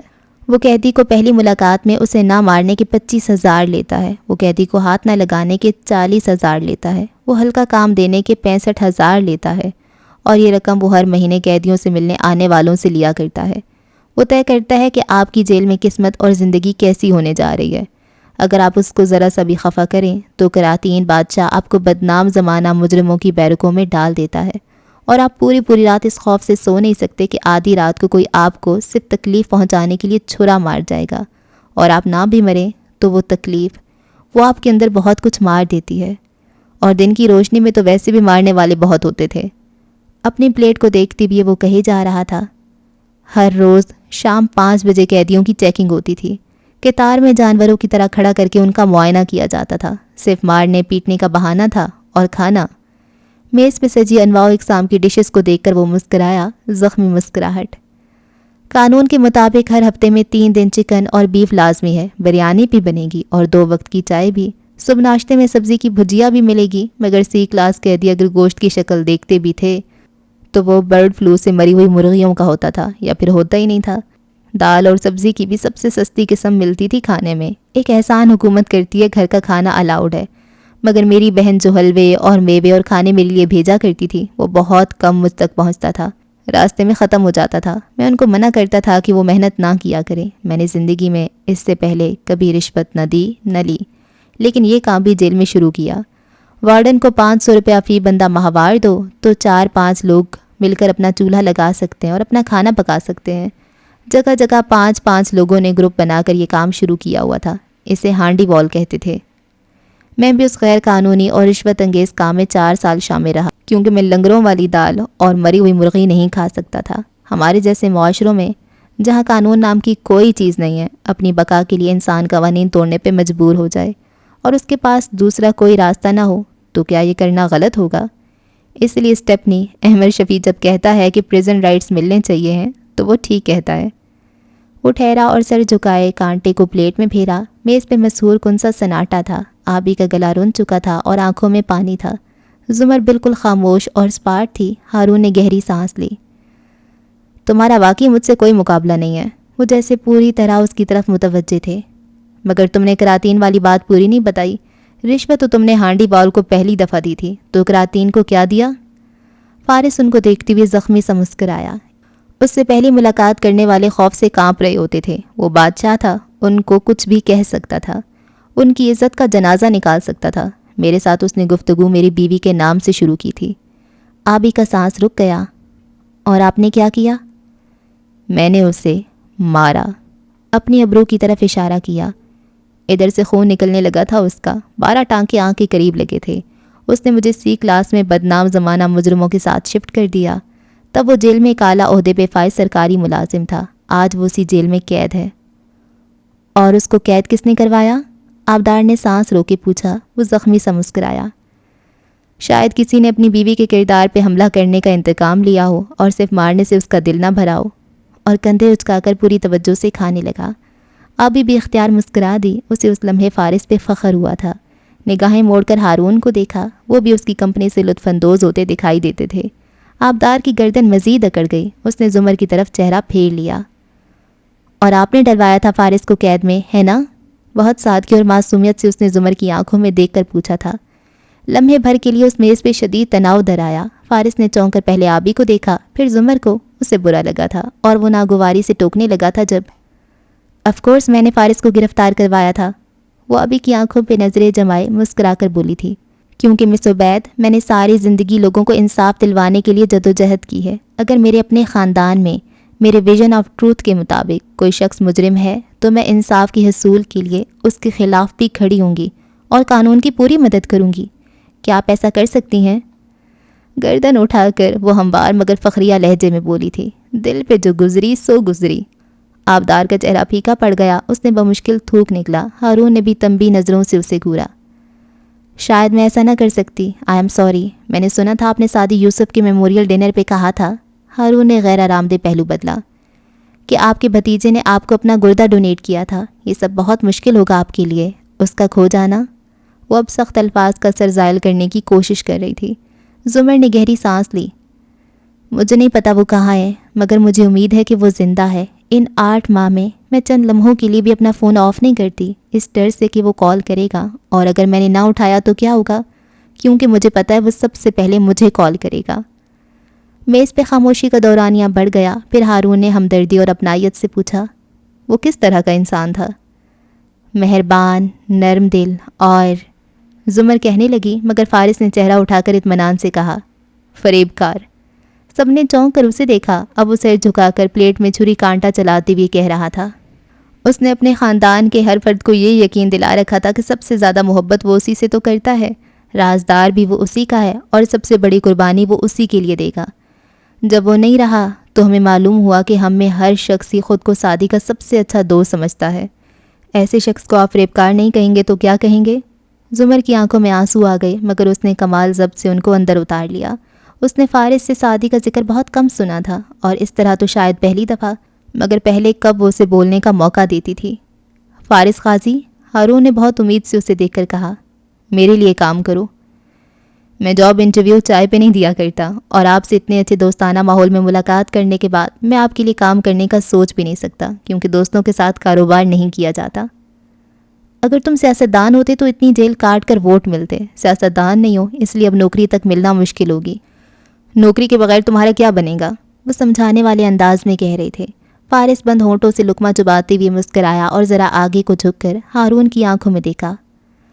آپ ایک بے گناہ آدمی کو ایک بدنام زمانہ جیل کے سی بلاک میں بے رحم اور خطرناک دہشت گردوں، اسمگلرز اور قاتلوں کے ساتھ 4 سال کے لیے بند کر دیں، اور اگر وہ سروائیو کر جائے تو کیا اس کے کچھ بن جانے میں آپ کو شک ہونا چاہیے؟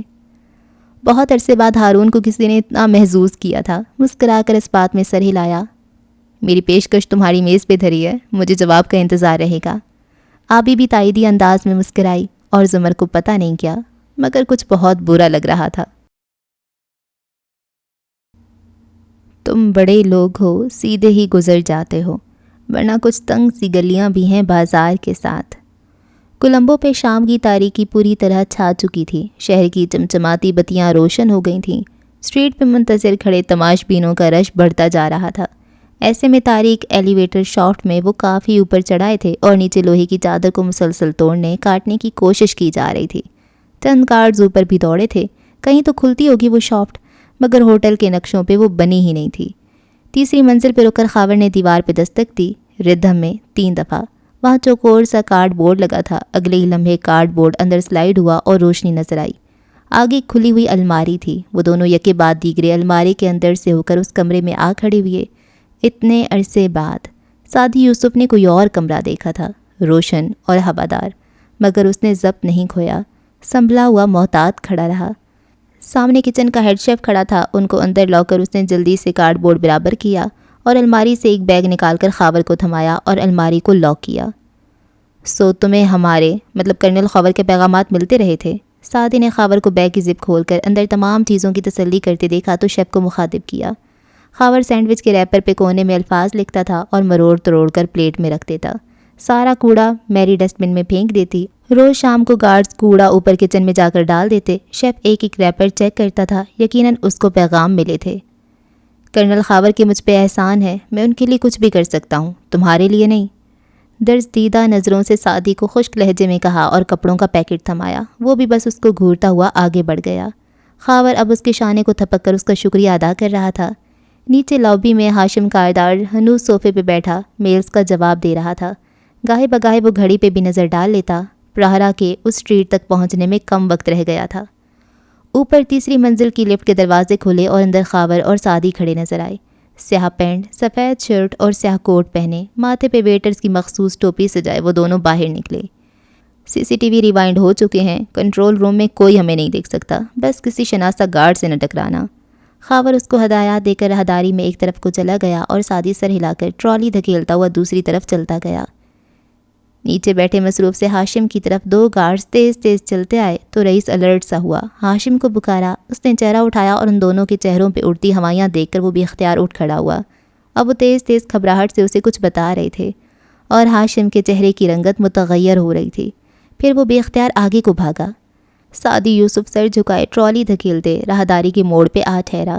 گردن نکال کر اگلی راہداری میں جھانکا۔ ایک کمرے کے بند دروازے کے باہر 2 مستعد گارڈز کھڑے نظر آئے۔ سعدی نے جیب سے شو پالش کی ڈبی جتنی شے نکالی، پھر سانس روک کر اس کا ڈھکن گھمایا اور جھک کر زمین پہ آگے کو لڑکا دیا۔ وہ گارڈز کے قریب بنا آواز کے چلتی گئی اور جا ٹھہری۔ اس میں سے بغیر رنگ کی ہوا نکلنے لگی۔ اوٹ میں کھڑے، ناک پہ رومال رکھے سعدی دھڑکتے دل سے گھڑی دیکھنے لگا۔ 1 منٹ، 2، 3.5 منٹ بعد اس نے گردن نکال کر جھانکا۔ گارڈ زمین پہ لڑک چکے تھے، بے حس اور بے سدھ۔ وہ ٹرالی دھکیلتا تیزی سے آگے آیا اور مخالف دروازے کے سامنے ٹھہرا۔ دوسری جیب سے ماسٹر کی کارڈ نکال کر دروازے میں لگایا۔ دروازہ کھولا اور ان دونوں کو گھسیٹ کر دوسرے کمرے میں لا ڈالا۔ پھر ان کو وہاں لاک کر کے اس کمرے تک پہنچا جہاں وہ پہرا دے رہے تھے۔ ابھی وہ دروازے کے قریب کارڈ لے کر گیا تھا کہ سوان مخالف سمت سے ایک اسی حلیے والا ویٹر آتا دکھائی دیا اور قدرے خفگی سے سنہالی زبان میں اسے مخاطب کیا۔ سعدی بالکل منجمد ہو گیا، پھر ہلکا سا چہرہ موڑا۔ سوان اہدی توبہ بھی؟ پھر ذرا چھمبے سے اسے دیکھا۔ ابالت، کیا تم نئے ہو؟ وہ ایک انجان زبان میں سعدی یوسف سے بات کر رہا تھا اور وہ جواب مانگ رہا تھا۔ سعدی نے گہری سانس لی۔ ماما دنے نئے اوبا اہننا، مجھے نہیں معلوم، نیچے جا کر خود معلوم کر لو۔ اور رخ موڑ کر ٹرالی میں چیزیں درست کرنے لگا۔ ویٹر بڑبڑاتا ہوا آگے بڑھ گیا اور سعدی یوسف نے دل میں اس دن کے لیے شکر ادا کیا جب اس نے فارس غازی کے پیغام پہ عمل کر کے خاور کو اپنا صاحب السجن بنایا تھا۔ گزارے لائق سنہالی صرف وہی اس کو سکھا سکتا تھا۔ کارڈ لگا کر اس نے دروازہ دھکیلا۔ اندر ایک پرتعش اور شاہانہ طرز میں سجا سویٹ روشن سا نظر آ رہا تھا۔ ایک بیوٹیشن کھڑی سونیا کے بال بنا رہی تھی۔ وہ تمہیں نیچے بلا رہے ہیں، کب سے کال کر رہا ہوں، جلدی جاؤ، سر غصے میں ہے۔ وہ کوئی انجان مگر غیر ملکی لڑکی تھی۔ اس کو انگریزی میں ڈپٹا تو قدرے پریشان ہو گئی اور جلدی سے باہر کو بھاگی۔ سونیا نے گردن گھما کر پیچھے دیکھا۔ سعدی فوراً پلٹ گیا۔ جب لڑکی باہر نکل گئی تو اس نے دروازہ بند کیا اور ٹوپی اتارتے ہوئے آہستہ سے سونی کی طرف گھوما۔ ہیلو پرنسس، مسکرا کر کہتے وہ قریب آیا۔ سونیا کے ابرو اکٹھے ہوئے، معصوم چہرے پہ حیرانی اور الجھن ابھری، خوبصورت آنکھیں سکیڑی۔ سعدی، وہ پہچان کر سٹول سے اٹھی۔ سرخ لمبی میکسی میں وہ بالوں کی چوٹی بنائے بے حد خوبصورت لگ رہی تھی۔ تم تو چلے گئے تھے؟ اپنی عمر کے لحاظ سے وہ صرف اتنی حیران ہو سکتی تھی۔ وہ قدم قدم چلتا اس کے قریب آ بیٹھا اور نرمی سے اس کے دونوں ہاتھ تھامے۔ مگر میں واپس آ گیا ہوں سونی کے ساتھ ایک گیم کھیلنے۔ یاد ہے جب میں تمہاری ممی سے ملنے آیا تھا، جب تم دونوں فلم دیکھ رہے تھے مال میں، اور پھر میں نے تمہارے ساتھ ایک گیم کھیلا تھا؟ سونیا کی آنکھیں چمک اٹھیں، وہ شرارت سے مسکرائی۔ آئی نو۔ سونیا مسکرا کر اس کی آنکھوں میں دیکھ کر وہ بولا، ڈو یو واننا بلڈ اے سنو مین؟ اور سونیا کھلکھلا کر ہنستی، گردن پیچھے پھینک کر، دل کھول کر۔ اس کو یہ فکرہ جیسے گدگدا دیتا تھا۔ نیچے تہہ خانے کے دروازے کھلے پڑے تھے اور ہاشم وسط میں کھڑا سرخ چہرے کے ساتھ گارڈز پہ غرا رہا تھا، چیخ رہا تھا، وہ کہاں جا سکتے ہیں؟ ڈھونڈو ان کو، وہ ہوٹل میں ہوں گے، ٹریکر سے ڈھونڈو۔ ارد گرد افراتفری مچی تھی، گارڈز آگے پیچھے بھاگ رہے تھے۔ رئیس کمپیوٹر کے سامنے بیٹھا کھٹ کھٹ ٹائپ کر رہا تھا۔ تبھی ہاشم کے موبائل کی بیپ بجی۔ اس نے جھلا کر دیکھا، ایک نئی ویڈیو موصول ہوئی تھی سونی کے ٹیبلٹ سے۔ وہ ٹھہر گیا اور جب اس پہ کلک کیا تو منظر سونی کے کمرے کا تھا۔ وہ وسط کمرے میں تیار کھڑی تھی، دونوں ہاتھ مخصوص رخ پہ اٹھائے، منہ ذرا کھولے، آنکھیں بند کیے۔ وہ ساکت کھڑی تھی جیسے برف کا مجسمہ ہو۔ ہاشم گویا خود برف بنتا گیا۔ کیمرہ ایک طرف کو پین ہوا اور سعدی کا چہرہ، صرف چہرہ دکھائی دیا۔ گڈ ایوننگ ہاشم کاردار، سونیا اور میں بہت انجوائے کر رہے ہیں۔ سونیا اس وقت سونیا نہیں ہے، وہ آلف ہے اور فریز ہو چکی ہے۔ اور بابا کو اتنا تو معلوم ہوگا کہ صرف سچی محبت سے کیا گیا عمل ایک جمے دل کو پگھلا سکتا ہے نا آلف؟ اس نے رک کر سونیا کو دیکھا۔ وہ بند آنکھوں سے مسکراہٹ دبائے سر کو ذرا سا خم دے کر رہ گئی۔ اس سے زیادہ وہ نہیں ہل سکتی تھی۔ کیمرہ واپس سعدی کے اوپر ہوا۔ وہ اب اٹھ کر سونی کے عقب میں آ کھڑا ہوا۔ میں سونی کے روم میں ہوں اور میرے پاس باہر کھڑے گارڈز کے ٹوائز بھی ہیں۔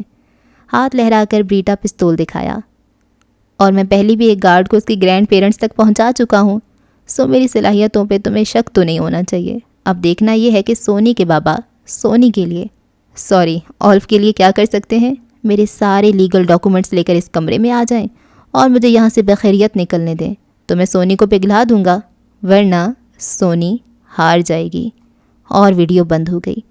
زندگی میں پہلی بار ہاشم کاردار کو اپنا سر، اپنا دل، اپنی ساری دنیا گھومتی ہوئی محسوس ہوئی تھی۔ اس کی رنگت پہلے سفید پڑی اور پھر سرخ۔ بوکھلا کر اس نے چہرہ اٹھایا۔ وہ میری بیٹی کے کمرے میں ہے۔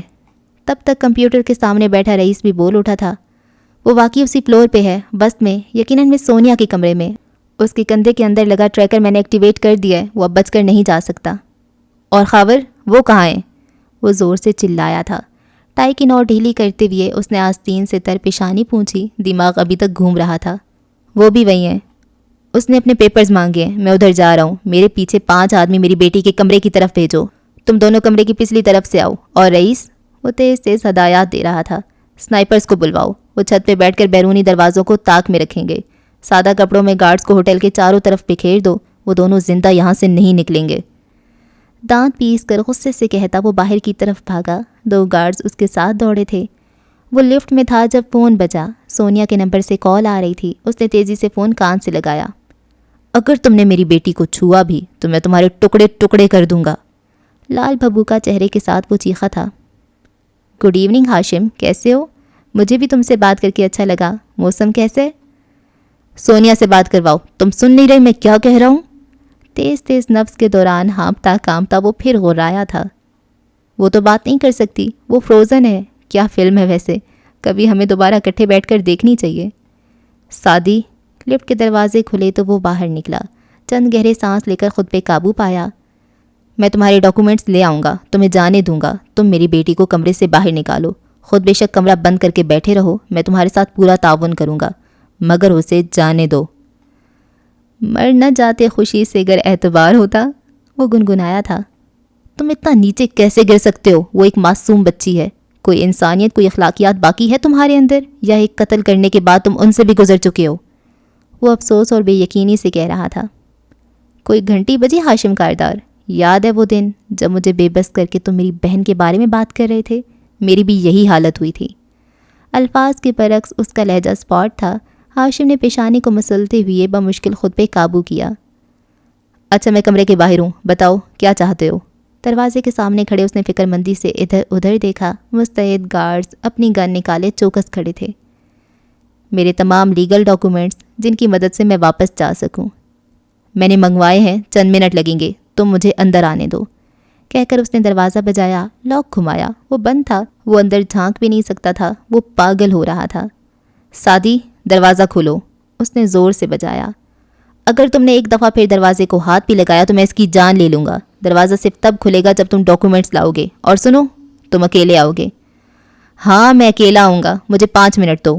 وہ بے چینی سے ادھر ادھر ٹہلنے لگا تھا۔ دوسری طرف سے فون بند ہو گیا۔ ہاشم اب رئیس کو کال کر کے اسے جلدی وہ کاغذات اوپر بھیجنے کو کہہ رہا تھا۔ ایک خاکی لفافے میں چند ردی کاغذ، وہ یہ دکھا کر سعدی کو کم از کم دروازہ کھولنے پہ مجبور کر سکتا تھا۔ ایک دفعہ دروازہ کھل گیا تو اس کے بہترین مارکس مین ان 2 فراریوں کو سنبھال لیں گے۔ جب تک ایک کارڈ اوپر آیا وہ لفافہ لے کر، جس میں رئیس کا پاسپورٹ اور چند ردی کاغذ تھے۔ اس کمرے کو دونوں اطراف سے گھیرا جا چکا تھا۔ ہاشم کاردار کی آدھی نفری وہاں موجود تھی۔ کچھ لوگ بالکنی میں اتر آئے تھے، کچھ بندوقیں سنبھالے راہداری میں کھڑے تھے۔ ہاشم نے لفافہ پکڑا اور دروازہ کھٹکھٹایا۔ جواب ندارد۔ اس نے گارڈ سے ماسٹر کی کارڈ لیا اور دروازے میں لگایا۔ دروازہ کھل گیا۔ سعدی میں تمہارے پیپرز لے آیا ہوں، اس نے احتیاط سے کہتے ہوئے دروازہ دھکیلا۔ کمرہ روشن تھا اور وسط میں سونیا کھڑی تھی۔ ساتھ وہ ٹرالی اب بھی پڑی تھی اور اس پہ ایک بلو بیری کیک سجا تھا جس کو وہ جلدی جلدی چمچ سے کھائی جا رہی تھی۔ ہاشم کو دیکھ کر اس نے جلدی سے منہ پہ ہاتھ رکھا۔ سوری بابا، آنکھوں میں شرارت تھی اور پھر وہ ہنسی۔ وہ اس کو منع کرتا تھا زیادہ میٹھا کھانے سے، دانتوں کو نقصان نہ ہو، مگر وہ اس کیک کو آدھے سے زیادہ کھا چکی تھی۔ آج ہاشم نے کچھ نہیں کہا۔ وہ شل ساکت سا چلتا آگے آیا۔ سونی کمرے میں اکیلی تھی، تنہا۔ سعدی کہاں ہے؟ اسے کچھ سمجھ آنے لگا تھا۔ سعدی میرے لیے کیک لایا بابا، اس نے کہا ہے میں نے آپ کے آنے تک اس کو ختم کرنا ہے ورنہ میں اولف بن جاؤں گی۔ ہاشم بے اختیار اس کے قریب آیا اور اس کو اپنے بازو میں اٹھا لیا۔ بابا میرے کپڑے، وہ کسمسائی مگر وہ دیوانہ وار اس کا چہرہ اور سر چوم رہا تھا۔ سعدی کہاں گیا سونی؟ پھر اس نے پوچھا۔ اس نے ویڈیو کب بنائی؟ وہ تو کب کا چلا گیا بابا۔ سونی نے جواباً اس سوال پہ حیرت سے اسے دیکھا تھا۔ اس کے منہ پہ ذرا سی کریم لگی تھی اور وہ ایک دفعہ پھر سے کیک منہ میں ڈالتی گنگنانے لگی تھی۔ I wanna stuff some chocolate in my face۔ ہاشم نے دھیرے سے اسے نیچے اتارا۔ ششدر چہرے اور شل اعصاب کے ساتھ وہ آہستہ سے مڑا۔ کسی نے جواہرات کو بھی بتا دیا تھا اور وہ حواس باختہ سی اندر داخل ہوئی تھی۔ سونی تم ٹھیک ہو؟ فکر مندی سے کہتی وہ اس کے قریب بیڈ کے کنارے آ بیٹھی اور اسے خود سے لگا لیا۔ جو سنا تھا اس نے اسے ہلا دیا تھا۔ کہاں ہے وہ دونوں؟ کیسے بھاگے وہ تشویش سے ہاشم سے پوچھ رہی تھی۔ ہاشم جواب دیے بنا موبائل پہ نمبر ملانے لگا۔ گارڈز بھی کمرے میں داخل ہو کر ادھر ادھر پھیل گئے تھے اور گویا ہر کونا چھان پھٹک رہے تھے۔ کچن کا ہیڈ شیف بھی ہاتھ باندھے ساتھ آ کھڑا ہوا تھا اور اب وہ جواہرات سے کہہ رہا تھا، کوئی اندر سے ان کی مدد کر رہا ہے ورنہ ان کے پاس ماسٹر کی کارڈ کیسے آ سکتا تھا؟ یہ کیک بھی وہ کچن سے کیسے اٹھا کر لا سکتے ہیں بغیر مددگار کے؟ ہاشم فون کان سے لگائے تیزی سے بولا، رئیس وہ جا چکے ہیں، ٹریکر سے ٹریس کرو وہ کدھر ہیں۔ اسکرین پہ نگاہیں جمائے بیٹھے رئیس نے اچھمبے سے ابرو سکیڑے۔ نو سر، وہ دونوں اسی کمرے میں ہیں، سگنل ابھی تک ایکٹیو ہے۔ اور اگر وہ نہ کہتا تب بھی ہاشم کی نظر ٹرالی کے نچلے خانے میں بڑھ چکی تھی جہاں ٹیشو میں 2 ننھے بٹن جتنے ٹریکرز رکھے تھے۔ ہاشم تلخی سے مسکرایا اور ٹیشو اٹھا کر دیکھا، خون جمع ہوا تھا۔ وہ بہت پہلے اپنے کندھوں سے ٹریکر کاٹ کر نوچ چکے تھے۔ Dam it. سونی کو 2 گارڈز اور جواہرات کی تحویل میں دے کر وہ فون کان سے لگائے باہر آیا۔ سونی کا فون ٹریک کرو، وہ اسی کے پاس تھا، جلدی رئیس، وہ چلایا اور پھر برہمی سے راہداری میں کھڑکی کے ساتھ پڑی کارنر ٹیبل کو ٹھوکر ماری۔ میز لڑک گیا، کانچ کا واز نیچے جا گرا۔ ہاشم نے سرخ آنکھیں اٹھائیں۔ کھڑکی سے نیچے کا منظر دکھائی دے رہا تھا۔ پراہرا اسٹریٹ میں پہنچ چکا تھا۔ ہوٹل کی کوئی 4 دیواری نہ تھی۔ وہ تکون صورت اونچی عمارت اس مصروف شاہراہ کے موڑ پہ کھڑی تھی۔ مین ریسیپشن سے نکلو تو سامنے سڑک تھی جو اس وقت لوگوں سے بھری تھی۔ ان کے جھرمٹ میں پراہرا کے روایتی ملبوسات اوڑے پجاری چلتے جا رہے تھے۔ 100 ہاتھیوں کا قافلہ اس وقت سڑک سے گزرنا تھا۔ ہاشم نے ایک دم چونک کر سر اٹھایا۔ اس کے اوپر جیسے کوئی انکشاف ہوا تھا۔ پراہرا، وہ پراہرا کے ہجوم میں گم ہونے والے ہیں۔ وہ تیزی سے مڑا۔ سڑک پہ جاؤ، اسٹریٹ میں پھیل جاؤ، وہ نظر آ جائیں گے۔ موبائل بجا تو اس نے تیزی سے کال اٹھائی۔ دوسری طرف رئیس تھا۔ سر، سونی کا فون باہر کی طرف جا رہا ہے، باہر پراہرا کی طرف، میں بھی ادھر جا رہا ہوں۔ رئیس دوسرے ہاتھ میں ٹیب پکڑے ان کی لوکیشن کو سامنے رکھے بھاگتا ہوا کچن سے نکل رہا تھا۔ ہاشم اب اوپر کھڑا اپنے گارڈز کو چلا چلا کر ہدایات دے رہا تھا۔ چھت پہ موجود سنائپر تیار تھے، جیسے ہی ان کو سعدیہ خاور دکھائی دیں وہ ان کو گولی مار دیں گے۔ چند ہی منٹوں میں گارڈز پوری اسٹریٹ پہ پھیل گئے تھے، ایک ایک کو دیکھتے وہ ادھر ادھر بھاگ رہے تھے۔ ایسے میں رئیس ٹیب پہ لوکیشن کو سامنے رکھے دوڑتا ہوا باہر آیا تھا۔ دائیں بائیں گردن گھماتا وہ سیاحوں کی ہجوم کو چیرتا ہوا آگے بڑھنے لگا، مگر راستہ نہیں مل رہا تھا۔ وہ مشکل لوگوں کو پرے ہٹاتا، دھکے دیتا، معاذرتیں کرتا وہ آگے آیا۔ موبائل ٹریکر کا سرخ نشان ایک جگہ رک گیا تھا۔ وہ بدقت اس جگہ پہنچ پایا۔ سیاحوں کی خفگی اور ڈانٹ پھٹکار کو نظر انداز کرتے ہوئے اس نے ٹیب کو دیکھا۔ سرخ دائرہ، سونی کا فون، سبز دائرے، خود رئیس کے ساتھ کھڑا تھا۔ پھر وہ دائیں طرف مڑنے لگا۔ اس نے چونک کر دیکھا، سامنے ایک یورپین خد و خال کے سنہرے بالوں والی بچی دائیں طرف جا رہی تھی۔ وہ آندھی طوفان کی طرح اس کے سر پہ پہنچا۔ اس کی ہڈ والی سویٹر کا ہڈ پیچھے کو گرا تھا اور کمر پہ پہنے بیک پیک میں ٹیب رکھا تھا۔ لعنت ہے! اس نے ٹیب اٹھا کر بدحواسی سے ادھر ادھر دیکھا۔ ہر طرف انسانوں کا سمندر بکھرا تھا اور اس سب میں ان دونوں کا کوئی نام و نشان تک نہ تھا۔ وہ دوڑتے قدموں سے اوپر ہاشم کے پاس آیا۔ وہ وہیں کھڑکی کے پاس کھڑا تھا۔